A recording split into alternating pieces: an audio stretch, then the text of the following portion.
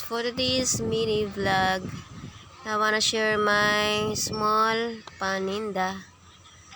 Meron tayong ngayon guys, problema about sa mga kamatis. Anong nangyari mga ka-idol? Bakit ganito na ito kamahal? Puwapatak na ngayon guys sa 180 per kilo yung ating tomato. Ay yung yung mga sibuyas mga ka-idol, okay lang kasi medyo bumaba na siya. Pero mahal pa rin talaga guys kasi yung ganito kalaki tingnan nyo, maliit lang siya. Kapag sa tindahan po, kailangan mo siya ibenta ng 6 to 7 pesos kasi kapag binabaan mo pa, wala ka nang tutubuin.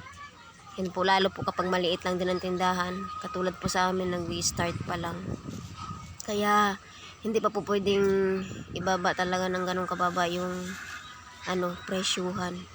Meron po tayong din dito mga ka-idol, konting tuyo. Yan guys, i-try lang muna namin ito mga ka-idol kung may kikitain ba kami dito o wala. Bumili lang muna kami ng konti guys, yung sutanghon. Sa mga ganito po mga ka-idol, maliit lang talaga yung kita pero ayos lang din. Kahit papano, ayos na rin. Kung gusto nyo talaga makatipid guys, itong munggo na to, tipid siya mga ka-idol kasi sa halagang 25 pesos, ganyan na po siya karami. Yung isang balot na yan guys, 25 pesos lang siya. Matipid yung mga ka-idol, yung munggo, tsaka syempre masustansya din yan, diba? At guys, ito po yung aming dagdag kita. Dinadagdag po namin ito mga ka-idol sa paninda. Kahit pa paano po nakakatulong din ito mga ka-idol. Ayan po. Pag napaubos po itong isang garapon na to, maganda-ganda na rin po guys yung kitaan dyan. Dagdag kita na rin mga ka-idol kahit barya-barya. Ayan po yung mga candies na yan. Ito po parang jelly Asia na yung laman po niya ay chocolate. Yung isang garapon yan guys, kapag napaubos mo siya, ayos na rin po yung dyan yung kikitain mo. Ayan naman po cream sticks. Mabilis po talaga siya mga ka-idol maubos. Mabenta po ito mga ka-idol sa mga bata. So gusto po ng mga bata, binabalik-balikan nila yan. At itong candy na to guys, siya, malambot. Siya tawag to? Orange flavor mga ka-idol, malambot siya, parang gummy. Sarap yan mga kalodi. Kahit ganito lang to mga ka-idol, pero imagine nakakadagdag pala siya talaga guys sa kita.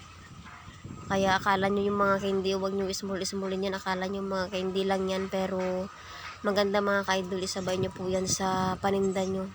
Kasi kapag napaubos nyo mga ka-idol yung isang garapon, may kita na kayo dyan. O diba, dagdag na rin dun sa pinakakikitain nyo sa ibang paninda.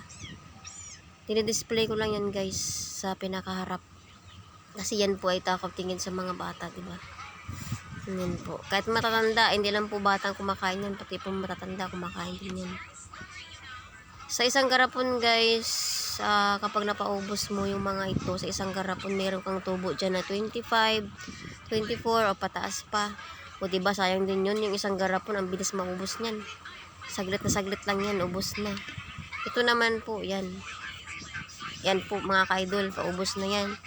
Malaking garapon yan guys, pero tingnan nyo yung laman niya, konti na lang natira. Kailangan namin bumili ulit. Yan, ayos na rin po yung tubo dyan mga ka-idol. Yan po ay bubble gum. Malaking garapon siya. 100 piraso yata. 128 piraso po yung laman nito mga ka-idol. Kahit ibinta mo pa siya ng 4, 5 or piso. Kasi ngayon guys, wala na talagang piso sa panahon. Sa panahon ngayon mga ka-idol, mahirap na makabili ng tigpi-piso, diba, kahit candy. Ito naman po yung hello na to, chocolate. Medyo mahal din siya mga ka-idol. Binibenta ko siya ng 7 pesos per piraso. Kasi medyo mahal nga sa dahil chocolate nga. At itong jelly ace naman po, ayan. Dos na siya. Dati guys, piso lang ito, diba? Ngayon po mga ka-idol, pahirapan na talaga yung piso. Halos wala ka na talagang mabibili sa piso. Pero meron pa naman pong candy na maibibenta ng piso kahit papano.